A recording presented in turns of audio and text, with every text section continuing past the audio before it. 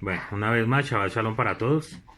La parashá del día de hoy se llama Hayé Sara y la encontramos en Génesis, Bereshit, capítulo 23, versículo 1 hasta el capítulo 25, versículo 18. ¿Qué encontramos a manera de resumen en esta parashá? Encontramos que lo primero que se nos va a mostrar son los años que vivió Sara, la muerte de Sara. Luego vamos a encontrar la negociación que hace Abraham por el terreno, la sepultura de Macpela para poder enterrar ahí a su amada. Luego vamos a encontrar cuando Abraham envía a su siervo a buscar esposa para Isaac. Ahí se nos va todo el capítulo 24 y el capítulo 25 nos habla de los otros descendientes de Abraham, ¿cierto? Nos habla de la muerte de Abraham, cuántos años vivió, que se volvieron a encontrar con Isaac, se volvió a encontrar con Ismael y finaliza con la descendencia de Ismael y con la muerte de Ismael, cuántos años vivió, etcétera, etcétera. Entonces es una parasha que es corta, es muy interesante por varios temas que tiene ahí. No tiene ningún mandamiento, entonces yo creo que podemos ir ahondando sobre cosas importantes de este tema. Hoy la enseñanza, estoy tomando de los apuntes, textos, enseñanzas que envió el rabí Yohanan Barmoré y tiene que hablar sobre las misbot y la alajá para mujeres. Esto es muy... ¿Señora? Ok. La idea con esta enseñanza es que estuve analizando un poco la enseñanza del rabí y es muy interesante porque nos muestra un punto de vista de lo que piensa el judaísmo con respecto a las mujeres. Pero yo quiero que ustedes, damas que están en este momento en conexión, también participen, porque vamos a hacer algunas preguntas de unos temas que hemos estado estudiando por acá en mi casa, para que podamos debatir o si están totalmente de acuerdo con lo que dicen los rabinos con respecto a las mujeres en la Torá. Y más en este momento, ¿sí? Si los alajot que pusieron los rabinos hace muchos años, mucho tiempo, todavía son vigentes y podemos, o nosotros como varones tenemos la autoridad de coartar muchas libertades que en este momento las mujeres han ganado. Entonces, esta enseñanza no es tanto para debate, pero sí para que podamos abrir un poco la mente y analizar un poco de muchas cosas que se nos han enseñado. Entonces espero pues su participación. Si quieren pueden alzar la mano o intervenir en medio de la enseñanza, o lo pueden dejar para lo último después de que terminemos, pero la idea es que podamos participar. Entonces, la escritura dice el versículo 1, la vida de Sara fue de 127 años, estos fueron los años de Sara. Eso está, esa traducción que está utilizando el rabí Yohanan es de la Torá con Rashi, ¿sí? Rashi traduce esto de una manera muy sencilla. Simplemente, la vida de Sara fue 127 años. A mí me parece un poco más interesante la traducción que hace Marcos Ederi en la versión de ese versículo, que dice, fueron los días de Sara, y así lo toma en otros dos versículos más de este mismo capítulo, que son las únicas tres partes de la Torá donde aparece esa descripción. Son tres partes. Y dice el capítulo, fueron los días de Sara 100 años, y 20 años, y 7 años. ¿Sí? Por lo general siempre se toma, cuando se pasa de 100, se nombra 2 veces años, pero en el caso de Sara se nombra 3 veces, ¿sí? Entonces dice, fueron los días de Sara 100 años y 20 años y 7 años, los años de la vida de Sara. Yo no me quiero detener mucho aquí, pero digamos en el artículo que subimos ayer a la página, eh, toco algo muy, muy por encima y es lo que los rabinos pensaron por qué se hablaba de Sara de esa manera, que 100 años, 20 años y 7 años, ¿sí? Y eso ha dado para interpretaciones, porque la Torah no dice por qué. En la otra parte donde lo utiliza es cuando muere Abraham y la otra parte cuando lo utiliza es cuando muere Ismael. Muy interesante que se toque, digamos, con la muerte de Ismael, que ha sido ese... O sea, a mí me puso a pensar mucho eso. ¿Por qué? Porque ¿qué dicen los sabios? Dicen que se nombra así, primero porque fue una mujer especial, porque fue una mujer que era consagrada del Eterno. Se dice que se dice 100 años, 20 años, porque a los 20 años, según en el judaísmo, a los 20 años todavía las mujeres no se les cuentan sus faltas como pecados. Entonces decían que a los 20 años, a los 100 años, la vida moral de Sara y su espiritualidad era como de una mujer de 20 años. Y de 7 años, porque su belleza era como la de una niña aún de 7 años. Muy interesante. Entonces tendríamos que analizar, digamos en Abraham, bueno, uno puede mirar que era un hombre de fe, un hombre entregado al Eterno. Y Ismael, entonces se le queda a uno el tema para interpretar. Pues porque no creía seguramente en lo mismo que su padre, No, ¿no? no porque incluso por eso es que lo sacan es expulsado de la casa de Sara. Porque ¿Verdad? parece ser que el hombre era idólatra, como la mamá, ¿cierto? Por el tema de los ídolos de Egipto y que se burlaba de su hijo. Entonces, hay muchas cosas por las cuales uno se pregunta, pero pues como no es el tema de discusión, lo dejo para un tema de mirar por qué la Torah sí habla de Ismael de la misma manera que habla como Sara o de Abraham. Ni con Isaac, por ejemplo, no lo hace, así ni con Jacob, simplemente con estos dos personajes. Muy bien. Dice la enseñanza que estamos tratando de arrancar, dice lo siguiente. A pesar de lo que pudiera presentar una lectura superficial de la Torá de Sara, en Sara una falta de fe, que en Sara hubiera tenido falta de fe por el episodio que tuvo con Agar, ¿cierto?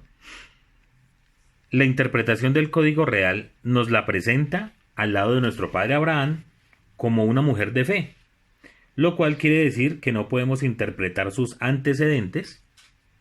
El caso, vuelvo al mismo caso de Agar, por ejemplo, como de una mujer que no confía en el Eterno.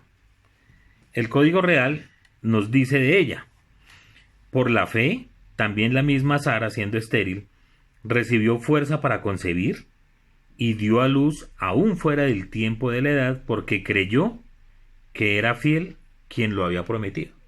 O sea que el código real nos muestra a Sara de otra manera, no de una mujer falta de fe, sino una mujer llena de fe, completamente.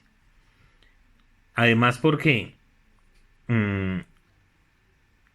cuando el episodio de Agar, la promesa de tener un hijo no se le había dado a ella, sino se le dio fue a Abraham.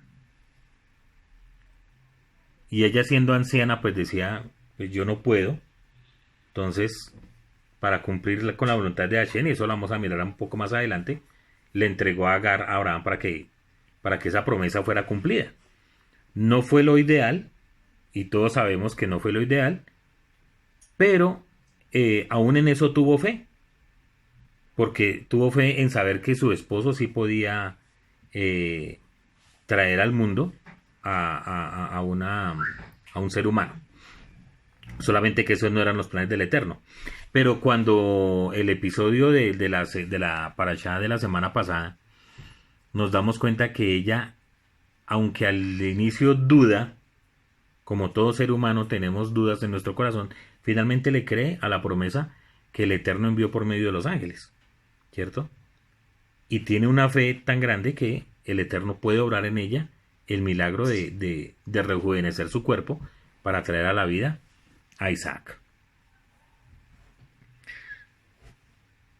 Para los judíos, los antecedentes, especialmente de nuestros patriarcas, son significativos, mientras que para los Bene Abraham son una invitación. De los antecedentes y sus implicaciones exegéticas y halógicas en el judaísmo, de pronto en otra ocasión lo estaremos hablando. Miremos sobre los antecedentes de Sara en la Torá. En Génesis 18:10 se dice: Sara escuchaba a la puerta.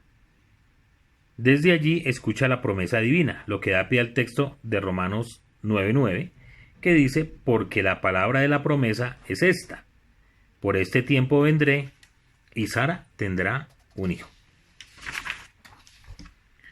En Génesis 18:12, como antecedente también, dice que Sara se rió. En Génesis 18:15 dice que Sara negó haberse reído, o sea, se rió, luego dijo que no. En Génesis 21:6 dice: Elohim me ha hecho reír. En Génesis 21:7 se hace una pregunta: ¿he de dar de mamar? ¿He de dar de alimento a un bebé de sus propios, de su propia vida? Es interesante. Y en Génesis 21:9 vio que Ismael se burlaba. Son los antecedentes que tenemos de Sara en la Torá.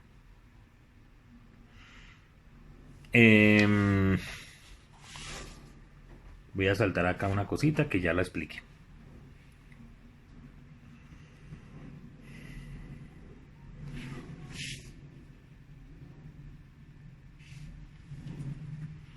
El libro Minjá Belulá dice que puesto que fuera de Sara, la Torá no registra la duración de las demás mujeres, ¿sí?, como de las otras matriarcas, la Torá le confiere el carácter de matriarca de la nación judía. ¿Sí? Es por eso que ella es la principal, porque se le contaron sus años, sus años y sus días de vida. Debido a la importancia de Sara, una de las funciones más hermosas de una mujer es ser como Sara. Y esto es muy interesante. Y hacia allá es donde vamos a empezar a mirar y que quiero que ustedes participen. Ciertamente, Sara tuvo fallas. Definitivamente. Como cuando le pidió a Abraham que tuviera relaciones con su sierva Agar para tener un hijo. Ella quiso, entre comillas, ayudar al Eterno. Y el resultado fue el nacimiento de Ismael, quien vino a ser el padre de los árabes y el dolor de cabeza hasta el día de hoy de nuestro amado pueblo. Pero en sentido general, Sara fue una mujer sabia, fue una mujer amable, respetuosa de su marido. Para esto, miremos lo que dice el Código Real en Primera de Kefa, Primera de Pedro, capítulo 3, versículos 1 al 6. Y esto está dirigido tanto a judíos como a no judíos. Dice el texto: Asimismo vosotras, mujeres, estad sujetas a vuestros maridos, para que también los que no creen a la palabra sean ganados sin palabra por la conducta de sus esposas, considerando vuestra conducta casta y respetuosa. Vuestro atavío no sea el externo de peinados ostentosos, de adornos de oro o de vestidos lujosos, sino el interno, el del corazón, en el incorruptible ornato de un espíritu afable y apacible, que es de grande estima delante de Eloa, porque así también se ataviaban en otro tiempo aquellas santas mujeres que esperaban en Eloa, estando sujetas a sus maridos, como Sara obedecía a Abraham, llamándole Señor, de la cual vosotras habéis venido a ser hijas, si hacéis el bien sin temer ninguna amenaza. Entonces, vamos mirando los detalles. Porque aquí cuando nosotros empezamos a tocar estos temas, muchas mujeres empiezan a ponerse un poquito delicadas, ¿cierto? Porque dicen, pero ¿eso qué es la sujeción? O sea, no entienden el concepto que la Torah nos da con respecto a la sujeción. Ahora, Kefa está hablando en el siglo I y está hablando del atavío de las mujeres. Porque parece ser, y para nosotros el siglo I es viejísimo, ¿sí? Pero Kefa dice que más bien se vistan las mujeres como lo hacían Sara, o sea, 2000 años antes. Algo muy interesante, ¿no? Hoy, ¿cómo es la posición que tenemos nosotros con respecto a la vestimenta de la mujer? ¿Sí? Entonces tenemos que ir mirando cómo ha venido evolucionando todo desde la época en que fue de Abraham y Sara, luego a la época del Segundo Templo, siglo I, y ahora. Y eso es lo que quiero que empecemos a evaluar, porque hoy por hoy, en muchas comunidades, se prohíbe que una mujer utilice un pantalón, por ejemplo. Que una mujer utilice una falda a la rodilla. Cosas así, ¿cierto? Porque eso ya las hace entrar en un caso de poco recato. Entonces, quiero que adelantemos un poco y que participemos un poco en eso. Pero vamos a anotar los detalles. Dice que la mujer, como Sara, debe ser sujeta a su marido, que debe tener una conducta casta y respetuosa, que debe tener o debe vestirse su vestido externo, sea sin aspavientos, sin buscar llamar la atención del sexo opuesto. Está escrito, digamos, en 1 Timoteo, capítulo 2, versículos 9 y 10. Asimismo, que las mujeres se atavíen de ropa decorosa. Ataviarse es vestirse, ¿no? De ropa decorosa, con pudor y modestia, no con peinado ostentoso, ni oro, ni perlas, ni vestidos costosos, sino con buenas obras, como corresponde a mujeres que profesan piedad. Dice que las mujeres deben tener un espíritu afable. ¿Qué es un espíritu afable? Es un espíritu apacible, que no busca alterar ni empeorar las cosas.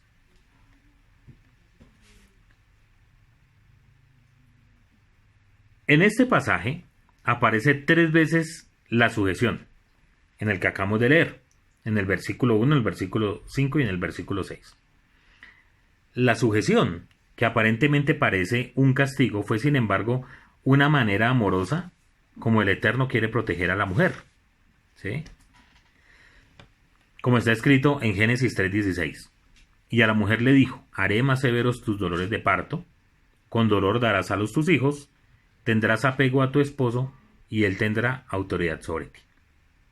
Estos son textos que a veces son complicados, pero debemos estudiarlos un poco con atención. De la misma manera que los ciudadanos con sus gobiernos y los esclavos con sus amos, las esposas, tanto judías como no judías, deben dar ejemplo del principio expresado en 1 Kefa 2:12, con sus esposos sometiéndose a ellos. Está escrito. Las casadas, está escrito en Efesios 5:22. Dice así el Rab Shaul. Las casadas estén sujetas a sus propios esposos como el maestro, porque el esposo es cabeza de la esposa, así como el Mashiach es cabeza de la congregación. Y él mismo es salvador de su cuerpo. Así que como comunidad, como la comunidad está sujeta al Mashiach, de igual manera las esposas lo estén a sus esposos en todo. También dice Colosenses 3:18, esposas, estén sujetas a sus esposos como conviene en el maestro, en el Mashiach. En 1 Timoteo, capítulo 2, versículo 9 dice, asimismo que las mujeres se atavíen con vestido decoroso con modestia y prudencia, no con peinados ostentosos, ni oro, ni pera, ni vestidos costosos, sino más bien con buenas obras, como conviene, como conviene a mujeres que profesan piedad. La mujer aprende en silencio con toda sujeción, ¿sí? Y aquí esos son los textos que de verdad quiero que miren. Porque no permito que una mujer enseñe ni ejerza dominio sobre el hombre, sino que esté en silencio. Eso dice Rab Shaul. Y parece que por eso todas las hermanas están calladitas. No dicen nada. Pues Adán fue formado primero, dice. Después Java. Además, Adán no fue engañado, sino que la mujer, al ser engañada, incurrió en transgresión. Sin embargo, se salvará teniendo hijos si permanece en fe, amor y santidad con prudencia. Todo esto nos lleva a pensar muchas veces que el Brit Hadashah pues es demasiado machista, ¿cierto? Porque ¿cómo es posible que una mujer no pueda enseñar? Que la mujer tenga que guardar silencio, ¿sí? Pero a mi modo de ver, esto es una interpretación errónea. Esto es una interpretación sacada de contexto. Porque como les he enseñado varias veces, la Torah es una, las interpretaciones son muchas. Lo mismo sucede con el Brit Hadashah. Nosotros no podemos interpretar ningún texto de la Escritura sin ponerle un contexto, sin mirar una época, sin tener en cuenta cómo ha cambiado el mundo, cómo ha cambiado el pensamiento del hombre. Cuando hablo de hombre, hablo del género, de hombre y mujer, ¿cierto? Cómo ha venido evolucionando todo esto. Entonces, vamos a ir paso a paso.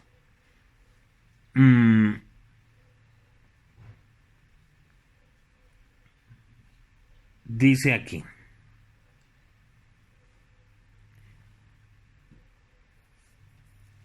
Manteniendo buena vuestra manera de vivir entre los gentiles, es el consejo que da, que está dando Kefa, para que en lo que murmuran de vosotros como de malhechores glorifiquen a Eloa en el día de la visitación, al considerar vuestras buenas obras.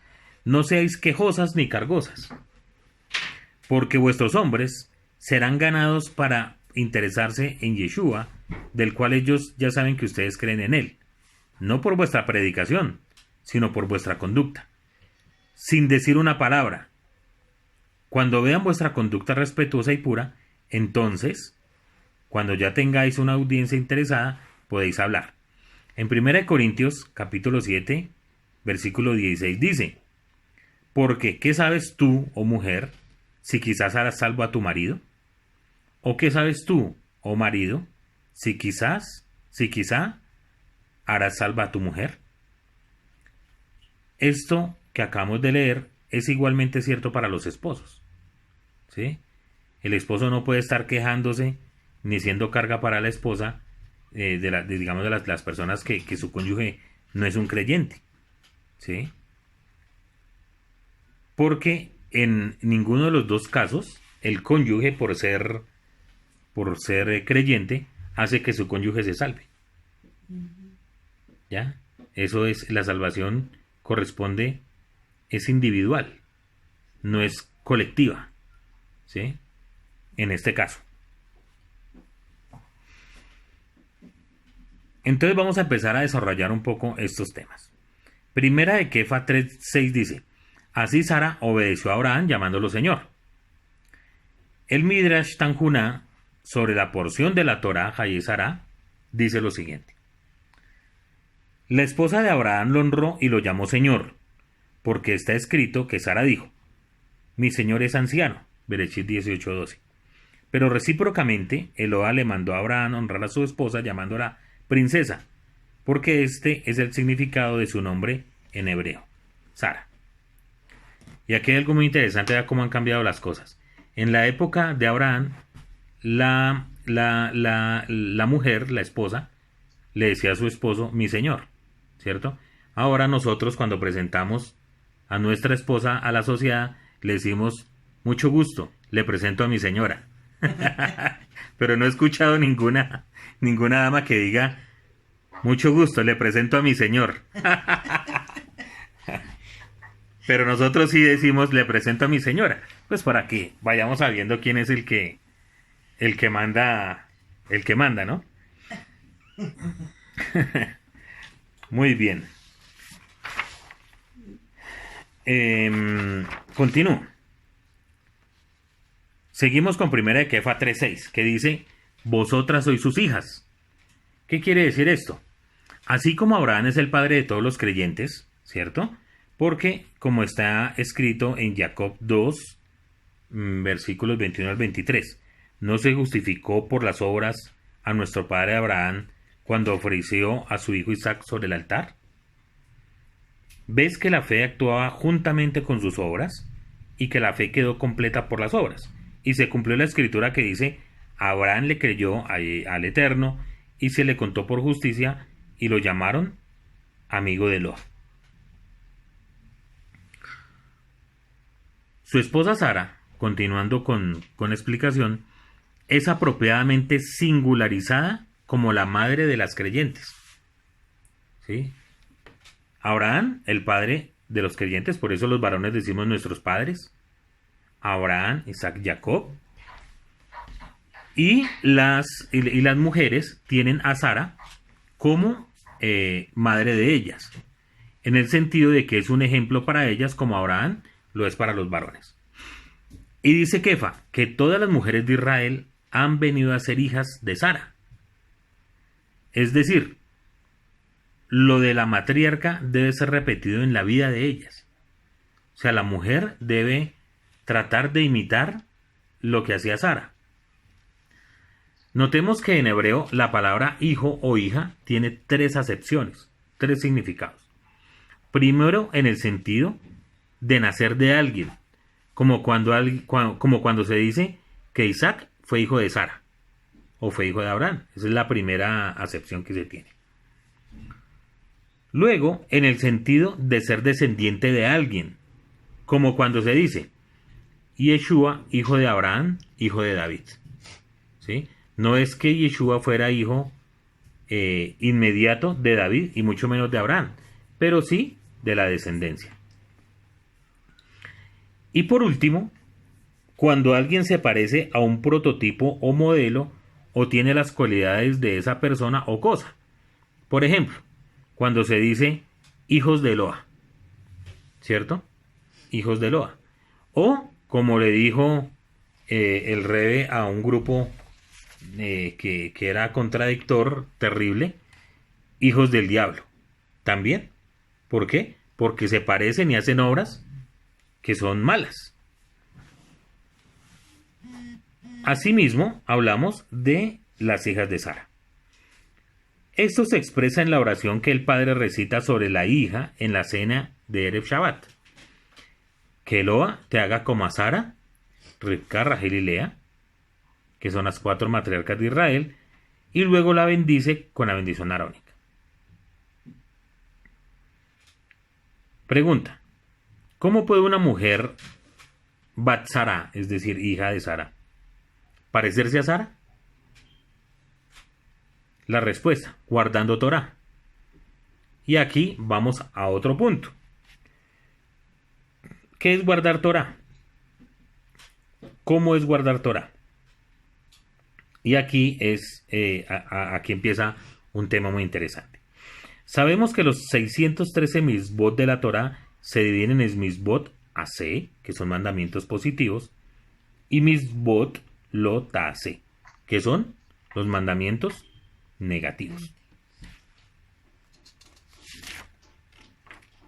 Los mandamientos negativos obligan por igual a hombres y a mujeres, porque la mayoría de esos mandamientos prohíbe cometer actos no éticos. ¿Sí? ¿Qué pasó? ¿Todo bien? Pero según la halajá ortodoxa, ni la mujer judía y menos las Benot Abraham, las hijas de Abraham, para estas últimas, porque los mandamientos positivos casi siempre son rituales propios del judaísmo. están obligadas a guardar los mandamientos positivos que hay que cumplir en un momento determinado del día o del año. Esta alajá se promulgó para liberar a las mujeres de ciertas obligaciones que no podrían cumplir sin dificultades. Por ejemplo, a las mujeres les puede resultar muy difícil rezar por la mañana cuando están ocupadas con la casa de los niños. Por eso los rabinos decidieron que las mujeres, al contrario de los hombres, no estén obligadas a decir todas las oraciones, aunque pueden hacerlo si lo desean. Ni los rabinos del Talmud, ni los rabinos posteriores están de acuerdo en determinar cuáles son esos mandamientos positivos y dependientes del tiempo que las mujeres no están obligadas a cumplir. Se acepta en general lo que Maimónides enumera en su libro Sefer HaMitzvot. ¿Sí? ¿Qué es lo que dice Maimónides? Dice que la mujer no está obligada ni a recitar el Shema, ni a llevar tefilín, ni a llevar tzitzit, ni a hacer el conteo del Homer. Nachmanides, al contrario, afirma que ellas están obligadas al conteo del Homer, ¿cierto? Otra de las cosas que dice Rashi es que no están obligadas a vivir en la Sukkah, ni decir la bendición del Lulav, ni escuchar el sonido del shofar. Hasta ahí, ¿qué opinan ustedes? ¿Están de acuerdo totalmente con lo que dice Maimónides? ¿O lo que decían los judíos del Talmud? Quiero escuchar sus opiniones, señoras, damas.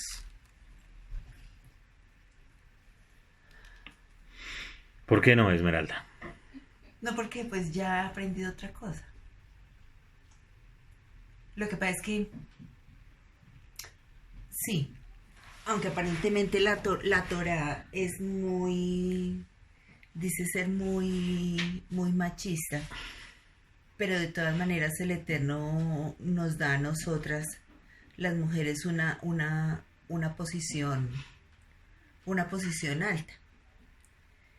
Y con muchas de las cosas que tú acabas de que decía, ¿quién? Maimónides, en su libro Sefer HaMitzvot. Exactamente.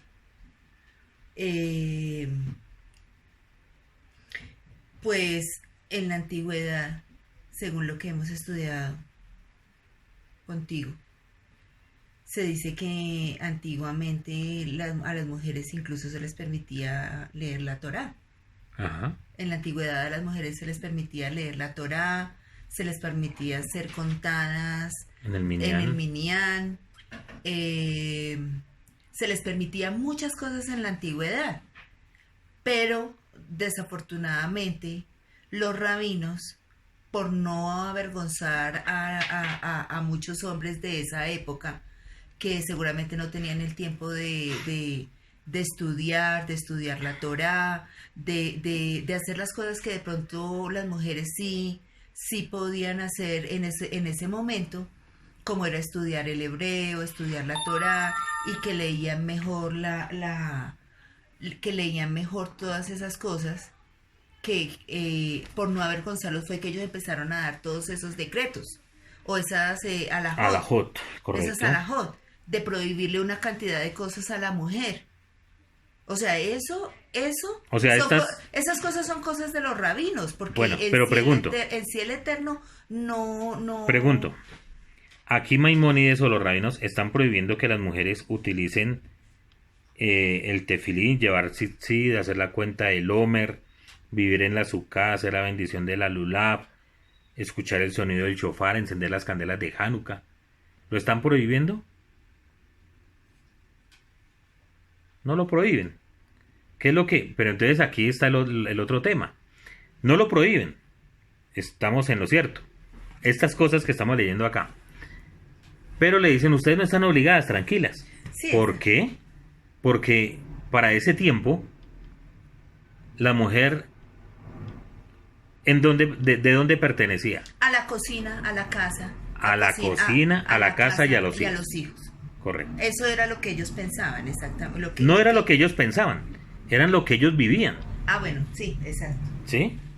Y eso no estamos lejos de lo que todavía muchos varones piensan.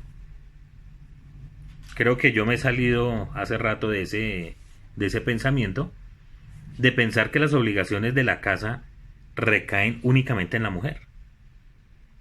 Y por eso era que ellos decían, no, ustedes no están tranquila, usted no necesita hacer el Shema, no se preocupe, porque es que si no, ¿quién hace el desayuno? ¿Quién despacha a los niños? ¿Cierto? La obligación es para nosotros. ¿Será que la obligación es para nosotros? Dice la escritura, dice la Torá. Shema Israel, Adonai Eloheinu, Adonai Echad. Bueno, Baruch Shem Kevod no lo dice la Torá. Dice, escuche Israel, el Eterno es uno y único. Ese es recitar el Shema. ¿Cierto? Eso es lo que dice. El resto de lo que dice ahí son textos que se van tomando de diferentes partes de la Torá. Y hemos armado un Shema que ocupa 3 o 4 páginas del Sidur. Y aparte de eso, si a las 6 de la mañana no se ha recitado el Shema, entonces es como si se hubiera quebrantado ese mandamiento. Yo les cuento algo. Yo trabajé mucho tiempo de noche. En la madrugada. Y alguna vez le pregunté a mi rabino, ¿y yo qué hago entonces para el Shema? Si yo me acuesto a las 5 o 6 de la mañana, o a las 6:30 de la mañana, y me levanto hacia el mediodía, entonces no puedo cumplir la mitzvah, no puedo cumplir el mandamiento. Y eso es algo que yo me quité hace mucho tiempo, de pensar que si antes de las 6 no he recitado el Shema, entonces está uno quebrantando la Torá. No, la Torá dice que cuando nos levantemos y al acostarnos. Eso es lo que dice la Torá. Así que para esta época del Talmud, a las mujeres no se les permitía, con la disculpa que tenía que estar en sus oficios en la casa. Y como muchas de ellas sabían hacerlo, entonces también lo implantaron para no avergonzar a muchos varones. Correcto, pero eso ya es, digamos, los servicios en la sinagoga, ¿sí? Ahora, miremos, por ejemplo, y quiero que lo miremos, pero mis hermanas están muy calladas, de verdad, estoy por creer que están de acuerdo con todo lo que dicen los rabinos acá. Pero lógico que están de acuerdo, no hay problema. Tampoco es eso es... Eso está bien. Exactamente, está bien, que es que se piense igual. Dice así, por ejemplo, acá. Bueno, la obligación de la alajá del encendido de las velas de Hanukkah recae sobre el dueño de la casa. Eso está en el Shulchan Aruch, Orach Haim 671. Pero a pesar que se trata de una ceremonia que hay que determinar en un momento concreto, constituye una excepción a la regla. Talmud Shabbat 23a. Dice así, por ejemplo, el Talmud con respecto al encendido de las mujeres, de las candelas. Porque ahora muchas mujeres se cohíben, si están mujeres, de encender las candelas de Hanukkah, porque corresponde al varón hacerlas. Pero ¿qué dice el Talmud? Dice, y ahora que decimos que el prender constituye el precepto, esto es lo que dice el Talmud. Si es sordomudo, un idiota o un menor la enciende, no hace nada, ¿cierto?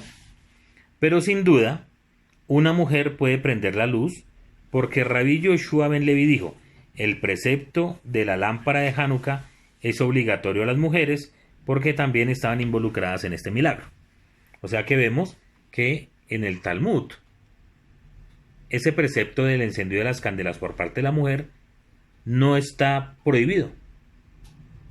No está prohibido. La mujer puede encender las candelas de Hanukkah. No hay ningún problema. Solamente que en algunos sitios es tarea fundamental y exclusiva del hombre. De hecho, aquí nosotros lo hacemos. Aquí ustedes encienden y... Nosotros encendemos y ustedes, mujeres, mis hijas y mi esposa, también encienden las luces de Hanukkah. Muy bien. Y hay otras misbot positivas de las cuales no están eximidas las mujeres judías. Entonces, ¿qué dicen para esos temas de alajá? Que la mujer tiene que ayunar en Yom Kippur. Obligatorio. Debe comer matzah en Pesaj. Debe celebrar las fiestas. Asimismo, otras alajot positivas. La mujer debe leer el libro de Esther, beber 4 copas de vino en Pesaj. Todo esto es alajá, ¿no? Esto no está en la Torá. Las 4 copas de vino no están en la Torá.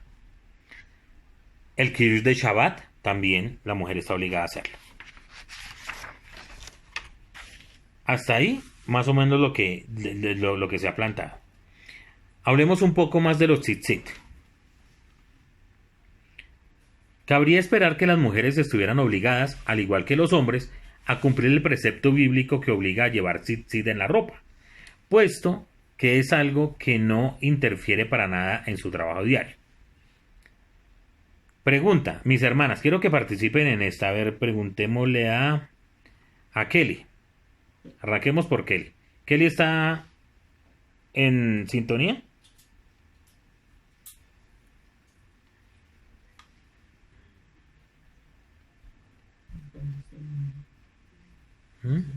No. Está aquí en el... Bueno, Elishama está ahí conectada, sí. Elishama sí. Shalom, Johanan, ¿cómo estás? Elishama. Shalom, Elishama, Shalom. Pregunta, ¿una mujer puede usar tzitzit? Dígame. Ay, perdón. No se preocupe, tranquila. ¿Una mujer puede usar tzitzit? No, de mi parte no. ¿Por qué no? Pues porque creo que es un mandamiento para el hombre, ¿no?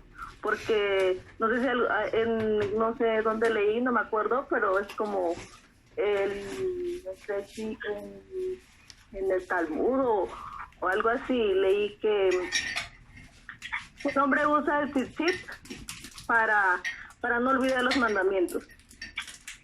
¿Y la mujer? Para no cometer alguna transgresión cuando va por la calle o cuando está solo. Muy bien, eso está muy bien, porque efectivamente eso habla el Talmud. Muy bien. Ahora yo te hago una pregunta. ¿Una mujer cuando sale a la calle no está exenta de pecar? Pues también, pero creo que el hombre ¿Cómo que más? El hombre es más, el hombre, dice Jajam que el hombre, el rabino, que el hombre se mueve de lo físico a lo espiritual y la mujer se mueve de lo espiritual a lo físico. Uh-huh. ¿Sí me entiende? Como que es más, se mira más lo físico. Qué bien, bueno. Muy interesante la opinión. Vamos a seguir por acá con la hermana Claudia. Hermana Claudia, ¿qué piensa su merced? ¿La mujer puede usar tzitzit? ¿Me escucha, More? Le escucho perfectamente, mi hermana. Pues como decía la hermana, es como un mandamiento para hombres, ¿no? Sí. Y pues yo creo que debemos seguir lo que nos dice la Torá. ¿Y la Torá dice que es un mandamiento solo para hombres? Pues nosotras somos más espirituales, obviamente que de igual manera erramos. Ajá. Pero cuando estamos entregadas al Eterno, como que cumplimos más las cosas para Él, ¿no? Muy bien. Sin embargo, como tanto hombres y mujeres debemos estar pues como pendientes de nuestros hechos y nuestras cosas para no errar. Pero pues cuando nos entregamos al Eterno, somos un poco más dadas a no cometer tantos errores, Uh-huh. sino seguirnos más por los mandatos que nos manda el Eterno. Muy interesante. Toda rama, mi hermana. ¿Y Nubiecita qué opina?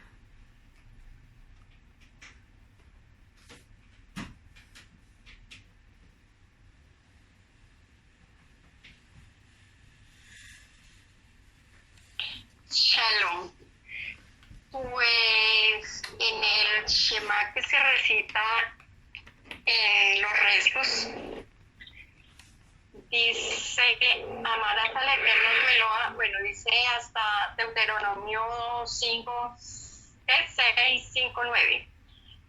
Y abajo dice, y sucederá que si obedeciere. No. Bueno, sigue. Y después dice, el Eterno habló a Moshe diciendo, habla a los hijos de Israel y díganles que se hagan flequillo en las esquinas de sus vestimentas a lo largo de sus generaciones. Pues ahí pues yo como que dudo si es solo para hombres, porque dice que dile a los hijos de Israel. Ujú. Y todo, Y no dice, ¿no? Exactamente, es que hay quienes interpretan que cuando dice el Eterno, dile a los hijos de Israel que se hagan flequillos en las esquinas de sus vestimentas por todas sus generaciones, ¿cierto? Entonces dicen, le está hablando a los hijos género, varón, ¿cierto? Pero hay muchas veces que la Torá habla de los hijos de Israel y está hablando de los hijos e hijas de Israel. De por sí, la Torá no se preocupa por decir los hijos y las hijas, los hombres, o sea, cosas como ahora que se está mirando esa vaina de tema de género, ¿no? Que para todo estamos hablando en masculino y en femenino. No, ahí se está hablando de los hijos de Israel.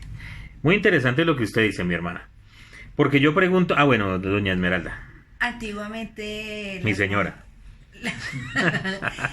Antiguamente las mujeres usaban... Vamos para allá. Ah, ya, ok. ¿Y Kelly sí se pudo, sí está escuchando? ¿Kellycita? Sí, señor, qué pena, su merced. Tranquila, mijita. Cuéntame, ¿qué opinas del que una mujer utilice tzitzit? ¿Está transgrediendo la Torá?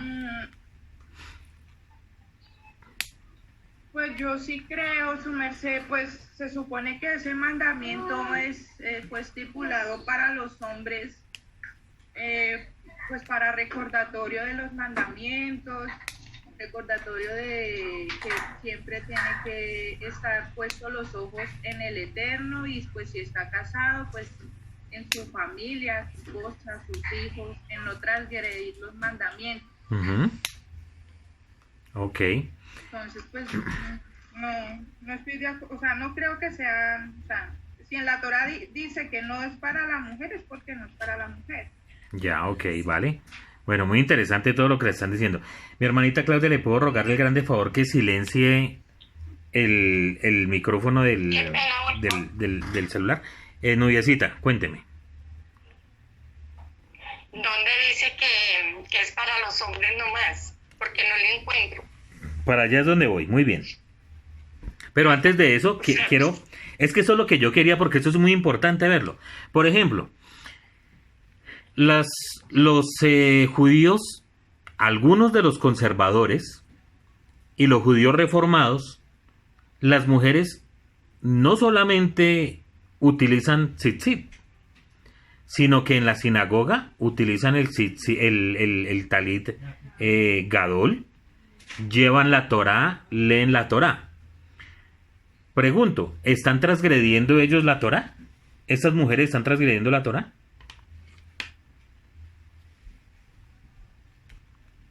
Es muy interesante este tema, porque depende cómo se interpreta ahora. Entonces, quiero que miremos lo que pasaba en la antigüedad. Dice, hablemos un poco más de los tzitzit. Cabría esperar que las mujeres estuvieran obligadas igual que los hombres. ¿Por qué? Porque la Torá no habla exclusivamente a hombres, sino a los hijos de Israel. Y hijos de Israel son hijos e hijas. Eso lo ¿Sí? dice el No. rabillo. Puesto que es algo que no interfiere para nada con su trabajo diario. Eso ya lo había leído.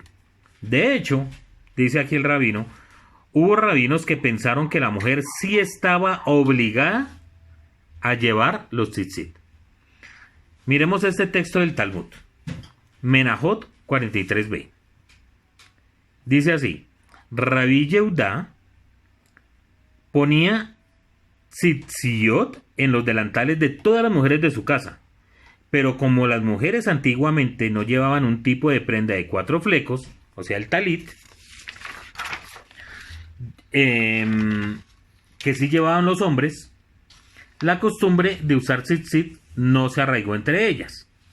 Además, la mayoría de las autoridades rabínicas consideran que la ley de los tzitziyot se clasifica entre los preceptos que se cumplen en un momento determinado del día. Volvemos a por qué la prohibición de que la mujer utilice el tzitzit, ¿cierto? Dice, cuando hay luz natural y por lo tanto no son necesarios para las mujeres. Entonces aquí vamos a encontrar que esto no es lo que dice la Torá. ¿Qué dice la Torá? Bueno, vamos a mirar a ver acá un texto.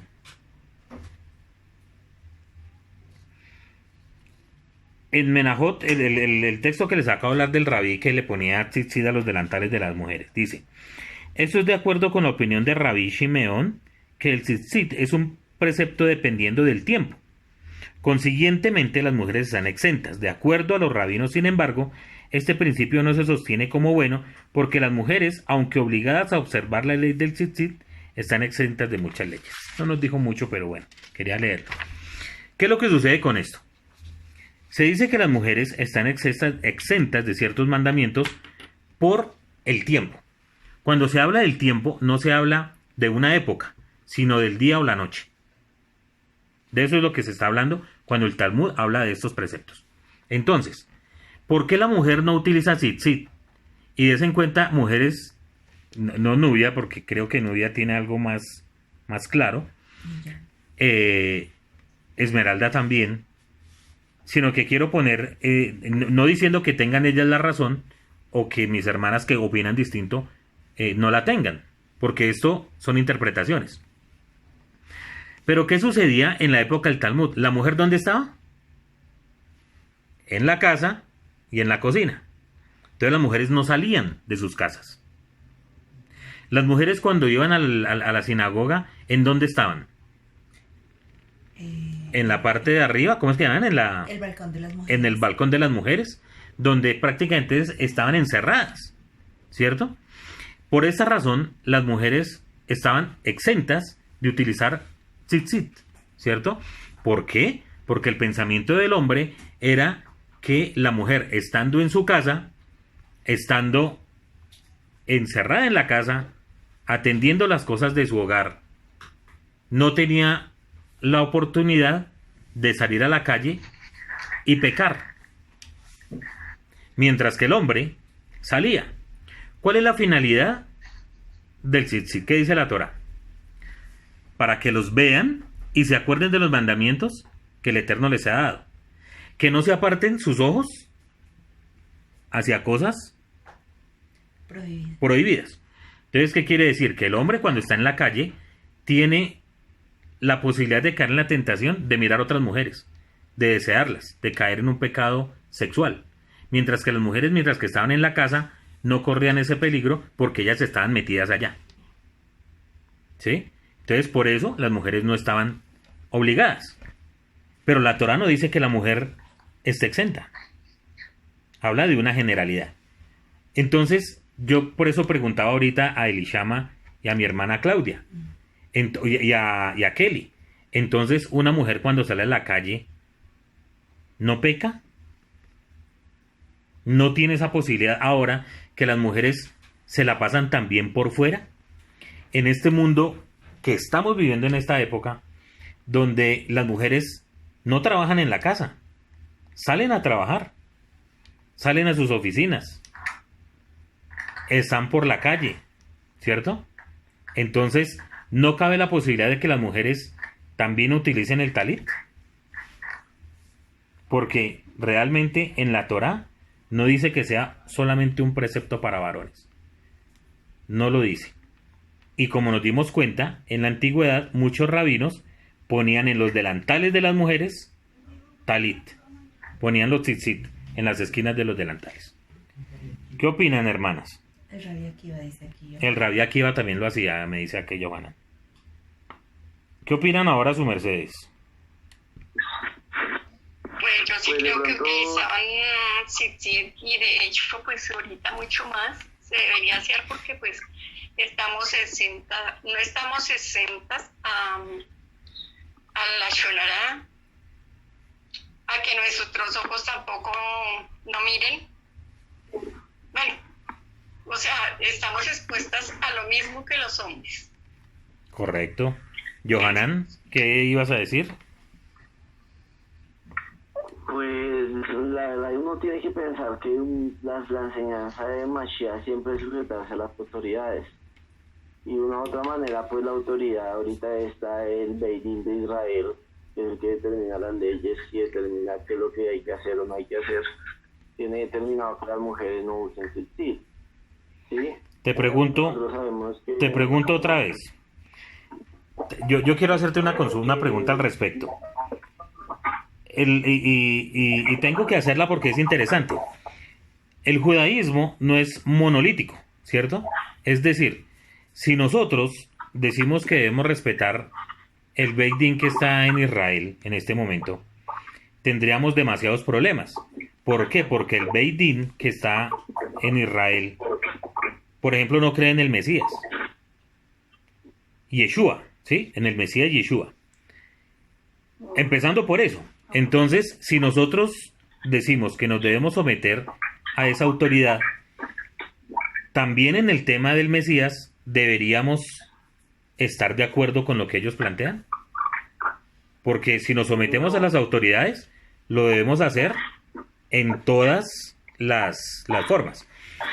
Otra pregunta que te dejo ahí para que la analicemos. Los judíos conservadores, los reformados, los liberales, las diferentes ramas del judaísmo también se rigen por lo mismo que habla, que dice los rabinos de Israel. ¿Qué opinas, Johanan?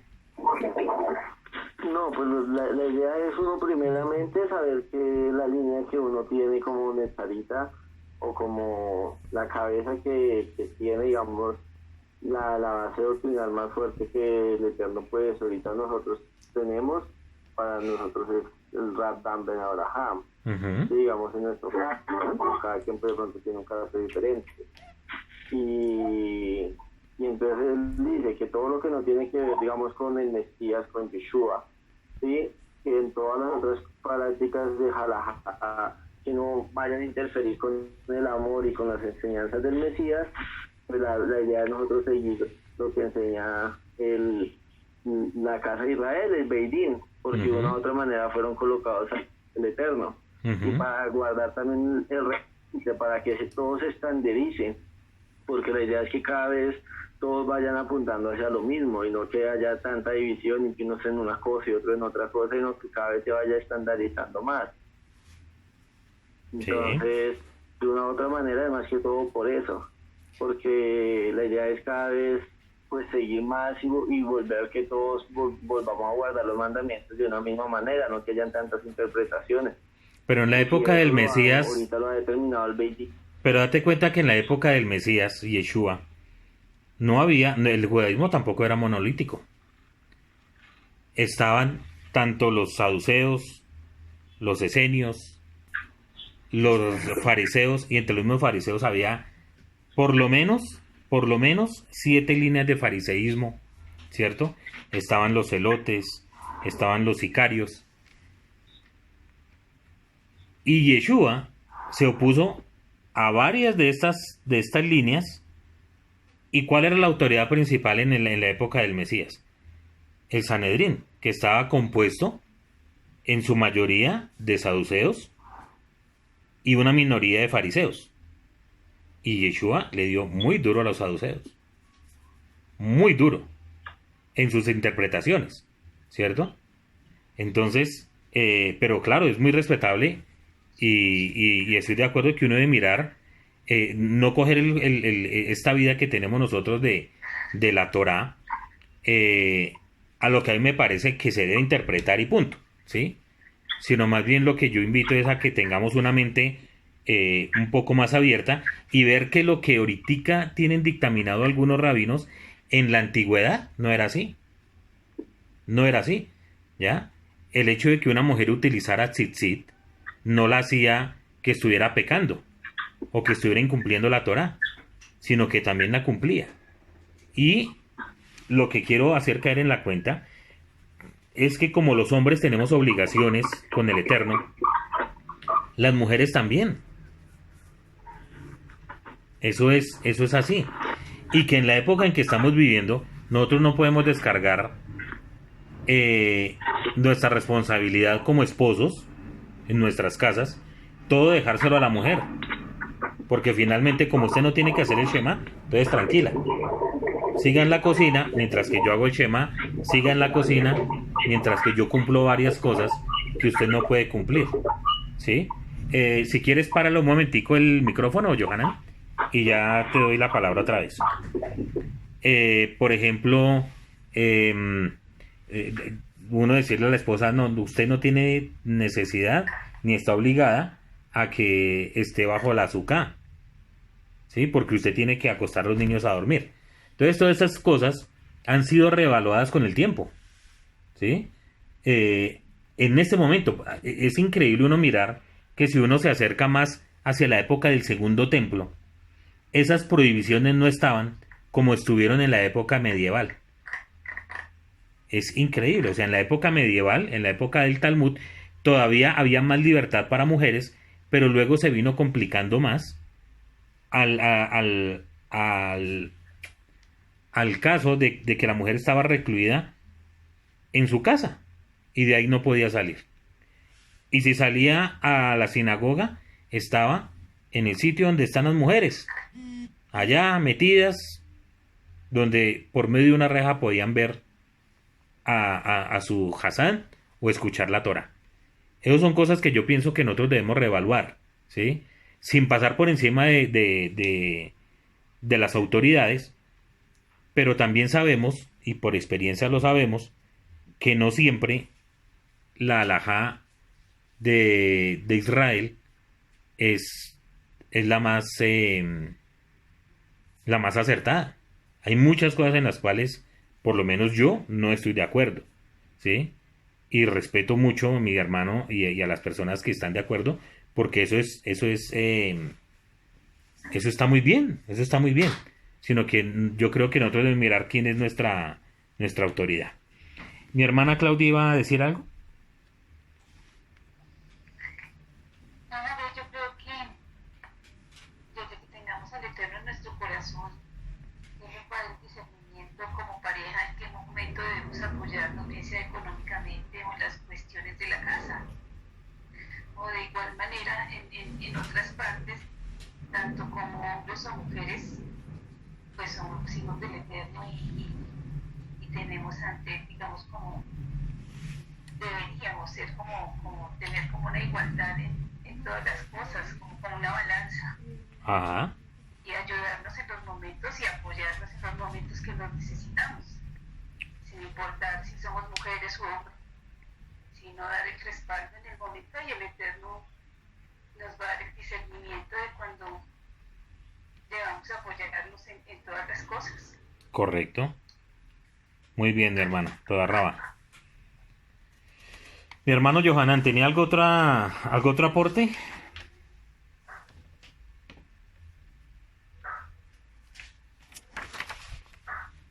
Bueno. Shalom, shalom. Shalom, ahí te estamos escuchando. Ok, toda la va.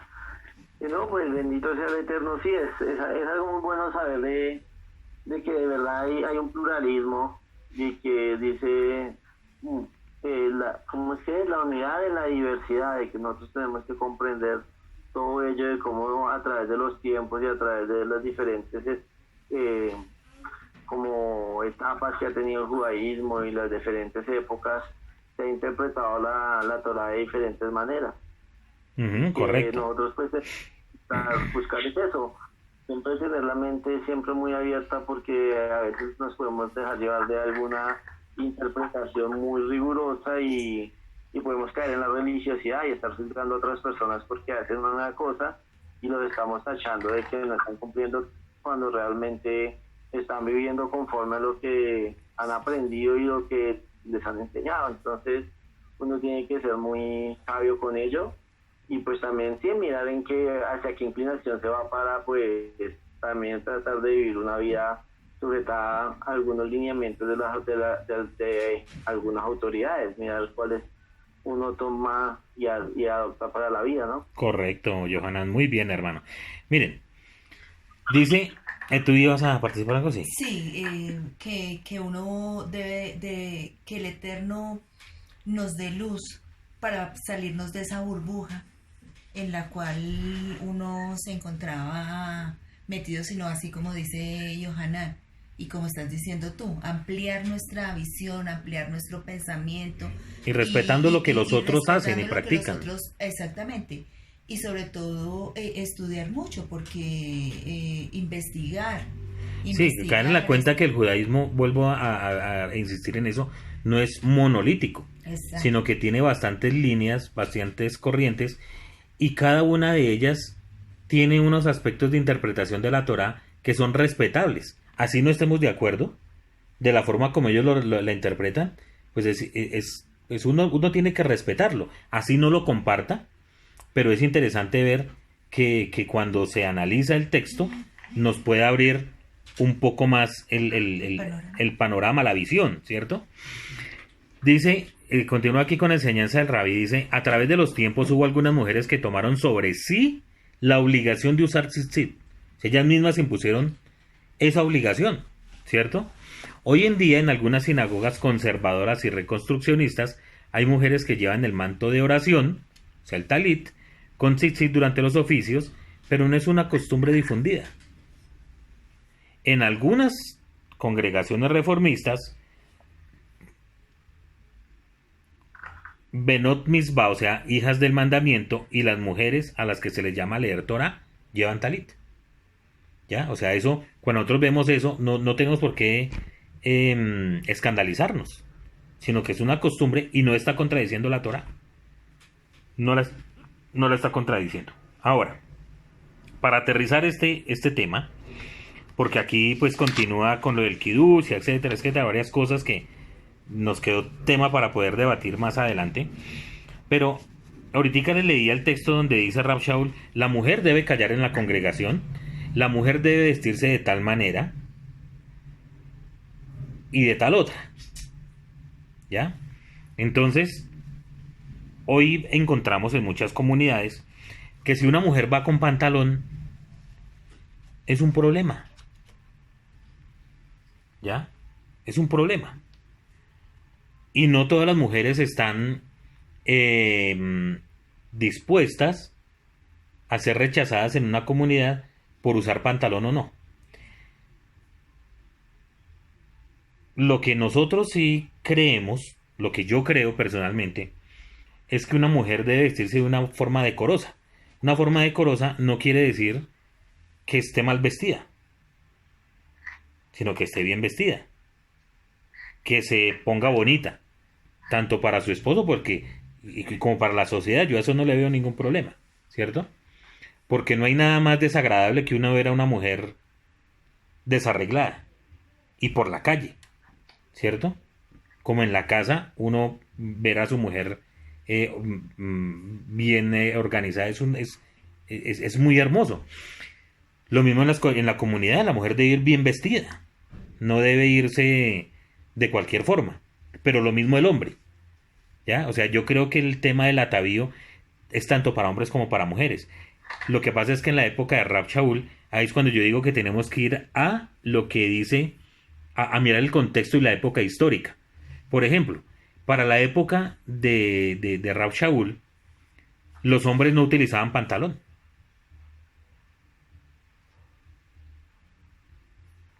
Y con el hecho de que el hombre no utilizara pantalón, no quiere decir que el hombre utilizaba prendas femeninas, que utilizaba falda o túnica, ¿ya? Sino que habían unas túnicas que eran para hombres y unas túnicas que eran para mujeres.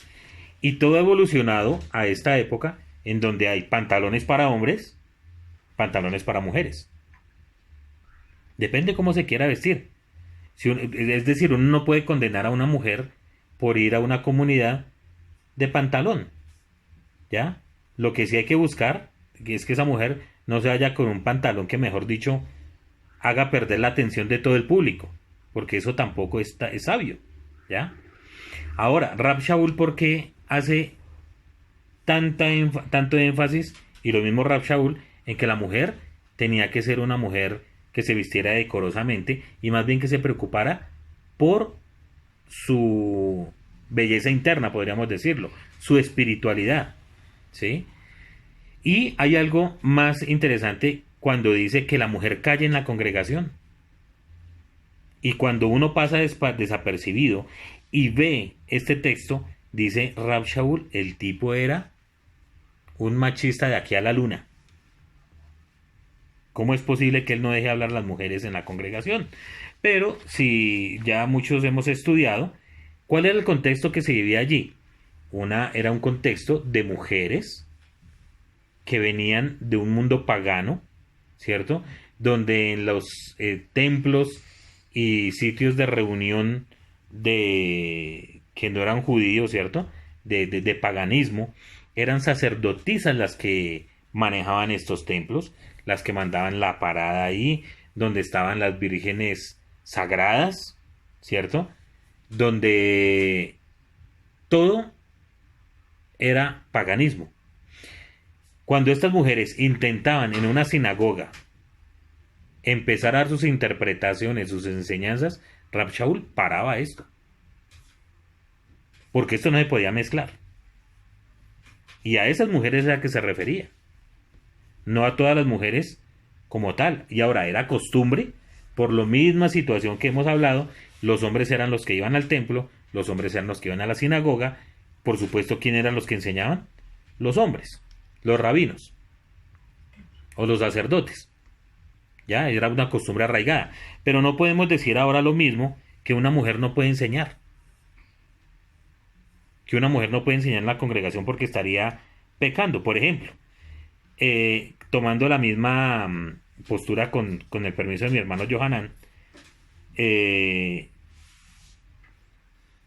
si Rab Shaul dice que la mujer calle en la sinagoga, yo conozco casos, creo que precisamente la comunidad del hermano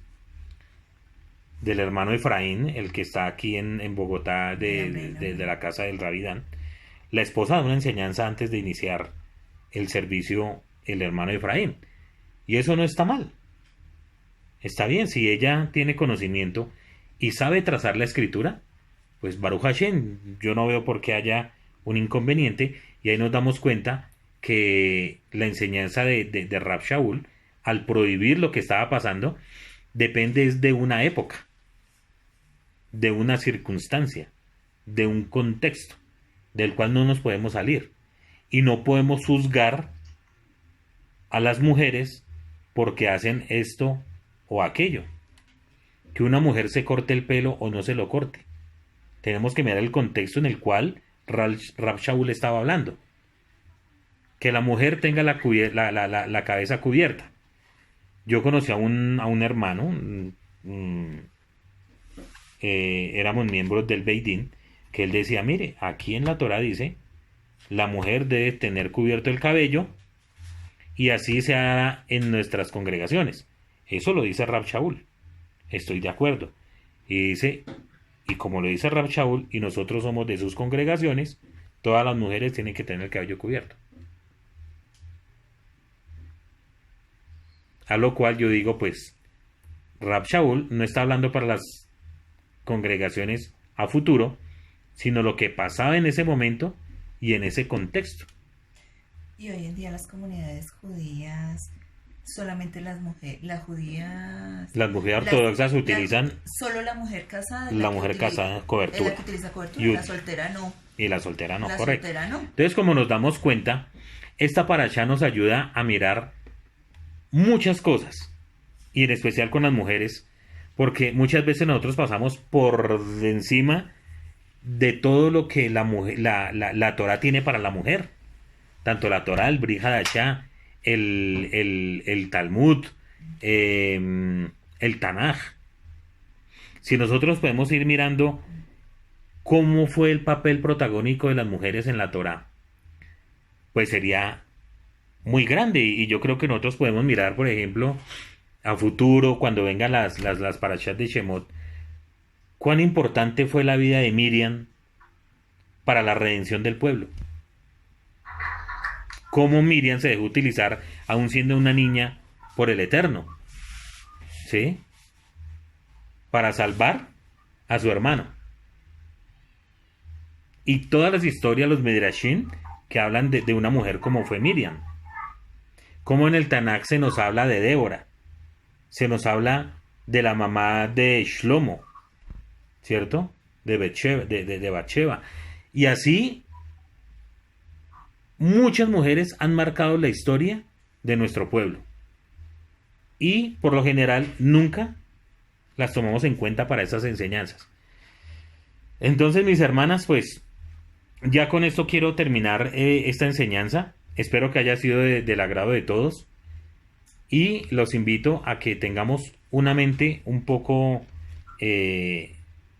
preparada, porque hay muchas cosas que no hemos, que no se nos han enseñado, pero que vamos descubriendo en la medida que uno va estudiando cómo nuestros antepasados tenían una interpretación, miraban el mundo desde una perspectiva, y cómo lo podemos ver en este momento, en esta época, desde otra perspectiva, pero sin violar la Torah.